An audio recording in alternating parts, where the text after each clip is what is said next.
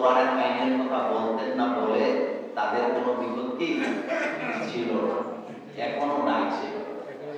কিন্তু তাবলীগকে আমি ঘৃণা করি না। আমি নিজেও তাবলীগে গেছি একাধিকবার, আমি নিজেও তাবলীগ করেছি, এখনো করি, তবে পদ্ধতিটা কি ভিন্ন। আমি কিন্তু তাবলীগে সময় দিয়েছি, ছাত্রছাত্রী একাধিকবার দিয়েছি। তাবলীগ যেটা করে এটাও নিঃসন্দেহে ভালো কাজ, কিন্তু তাদের গ্রুপিংটা খুবই ভয়ানক পর্যায়ে চলে গেছে। মারামারি হোক, এটা কি কখনো কল্যাণকর? কখনো। এই যে মানুষগুলো মরে গেল, বলেন তো তারা যে মারা গেল, যারা মারলো তারা কেন মারলো, যারা মরলো তারা কেন মরলো, কোন উদ্দেশ্য এখানে নেই। তারা কি হক প্রতিষ্ঠা করার জন্য মারছে? তারা কি হক প্রতিষ্ঠা করার জন্য মরছে? তো কি মরলো? তারা মরলো কেন? তারা তো গ্রুপে গ্রুপে বাইরে মারামারি করে মরে গেল। যারা মারা গেছে আমরা তাদের জন্য দোয়া করি, আল্লাহ যেন তাদেরকে মাফ করে দেয়। যারা জীবিত আছে আমরা চাই তাবলীগ একটি ভালো কাজ, সারা দুনিয়াতে তাদের শ্রম আছে, পরিশ্রম আছে, তারা যেন মিলেমিশে যায় এবং তারা যেন অচিরেই মিলতে পারে। এই জন্য বাংলাদেশের কাওমি অঙ্গনে যত বড় বড় আলেম আছে তাদের ভূমিকা নেওয়া কি অতীব জরুরি। যেহেতু তাবলীগটা বেশিরভাগই কন্ট্রোল করে কাওমিরা, তারা তো তাদের অনেক মুরব্বী আছে না, এটা উচিত তাদের মুরব্বীদের উচিত এটাকে বসে দুই পক্ষকে মিলায়া দেওয়া।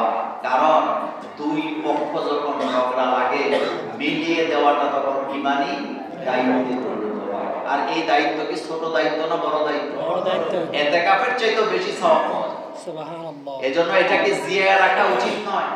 কে ভালো কে মন্দ ওইটা আমরা জানতে চাই না, তাদের মধ্যে দ্বন্দ্ব কি নিয়ে হয়েছে ওইটা আমরা শুনতে চাই না।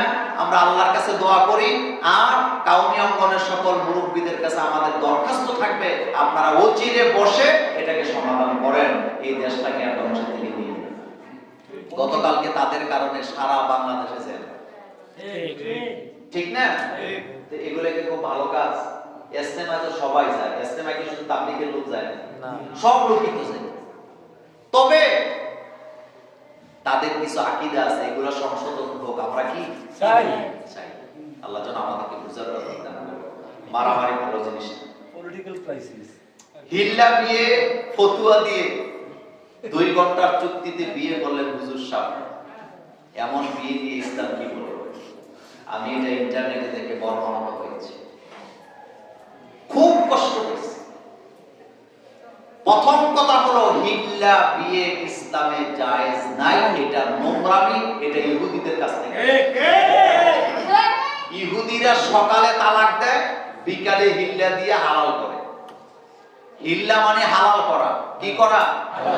হালাল করা। ইসলামী শরীয়তে কোন স্বামী যদি তার স্ত্রীকে তালাক দেয় অথবা স্বামী স্ত্রী যদি খোলা তালাক নেয়, তাদের জন্য পুনরায় আর বিয়ে জায়েজ না। হ্যাঁ, জায়েজ আছে একটা পদ্ধতিতে, তবে এই পদ্ধতি কৌশলগতভাবে নয়, জানাশোনা ভাবে। এটা হলো আনফরচুনেট। কথা কি বুঝাইতে পারছি?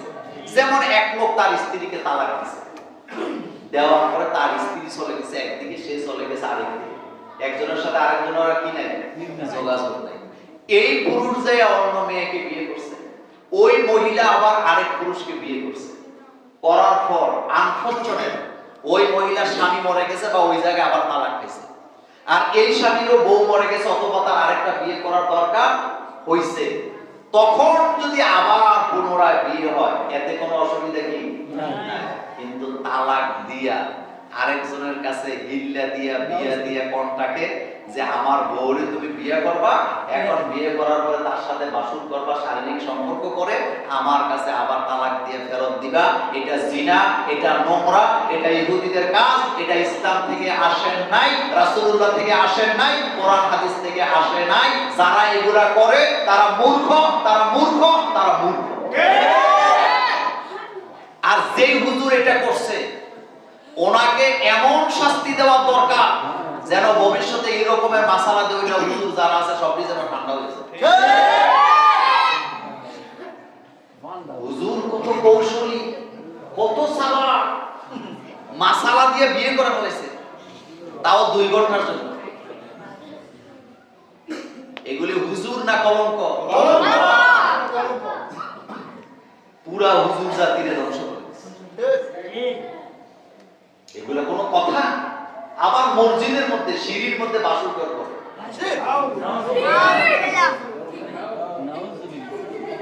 এজন্য সাবধান। তালাকের মাসালা যেখানে সেখানে জিজ্ঞেস করা। আমাদের বাংলাদেশে তালাক গুলা সুন্নাহ কায়দায় হয় না। ঠিক। কেউ যদি তার স্ত্রীকে তালাক দেয়, মহিলা মাসিক হবে, হওয়ার পরে সে যখন পবিত্র হবে এক তালাক দিবে। কয় তালাক? এক তালাক দিয়ে 1 মাস আর কোনো তালাক নেই, বসে থাকবে। এই 1 মাসে যদি যেই কারণে তালাক দিয়েছে স্ত্রী যদি সংশোধন হয়ে যায়, তাকে ফিরে নিয়ে আসে, কোনো অসুবিধা কি নাই। এনে আপনি তাওবা টাওবা করে তার সাথে সংসার করেন। কিন্তু 1 মাস পরেও সে সংশোধন হইল না, এবার দ্বিতীয়বার যখন আবার মাসিক হয়েছে, আবার মাসিকের পরে এক তালাক দিবে। তাহলে তালাক হলো কয়টা? দুইটা। দিয়ে বসে থাকেন আবার 1 মাস। এবারও যদি সে সংশোধন হয়ে যায়, আপনি তাকে ঘরে নিয়ে আসেন, তার সাথে সংসার করেন, আপনি বিয়ে করেন আবার তাকে, কোনো অসুবিধা কি নাই। এটাই সুন্নাহ। কিন্তু না, দ্বিতীয় তালাকের পরেও সে সংশোধন হয় নাই, এবার 3 নাম্বার মাসিকের পরে তাকে তৃতীয় তালাক দিয়ে চিরতরে বিদায়। এই স্ত্রীর সাথে আপনার আর সংসার করার কোনো সুযোগ নাই। এটা হলো সুন্নাহ তরিকা তালাক। আর আমার দেশে এক বৈঠকে 90টা। প্রথমে তো তোর 1টা 2টা 3টা দিলাম, বউ কয়টা মানি না, কত 6টা দিলাম, কম মানি না, কত 100টা। এরকম পুরুষ আছে না? আছে। তালাকগুলো হয়। যেই মহিলার সাথে এই ঘটনা ঘটছে, আপনি কি চিন্তা করেন সে তো আপনার বোন, আমার বোন হতে পারে। এই জন্য তালাকের মাসালা, আর আমরা হচ্ছে আমার কাছে মোল্লা নাজিমের কাছে তালাকের মাসালা জিজ্ঞেস করলে উনি তো খুব কঠিন ভাবে কোরআন হাদিসে যেটা আছে এটা বলবে। ওনারে জিজ্ঞেস না, যারে 2000 টাকা দিলে মাসালাটা আমাদের পক্ষে কইব, এমন হুজুর খুঁজে যাবে। এই চরিত্র আমাদের অবৈধ, এই চরিত্র আমাদের।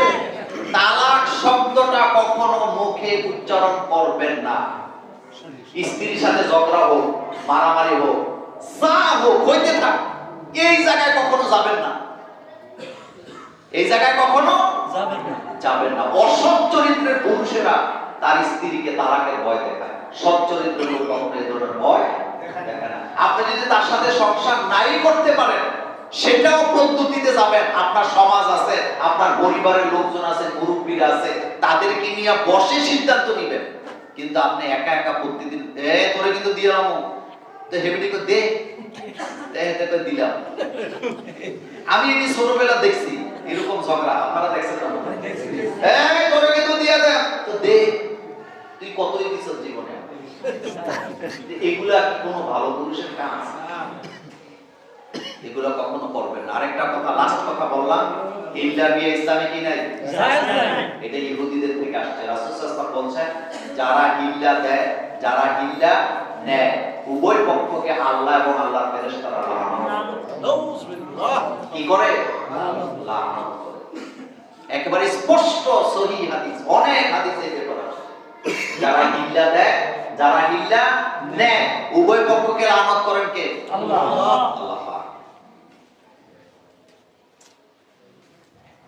শেষ প্রশ্ন, কোনো কিছু কিনলে তার সাথে লটারি দেয়, যেমন ওমরা, টিভি, ফ্রিজ ইত্যাদি, এটা কি জায়েজ? না।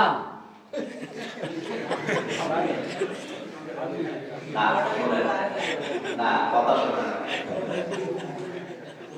লটারি জায়েজ তখন সবার জন্য সমান অধিকার যখন, বুঝাইতে পারি? বলেন কি বলছি মাসালাটা? সবার জন্য সমান অধিকার যখন, তখন লটারি কি আছে?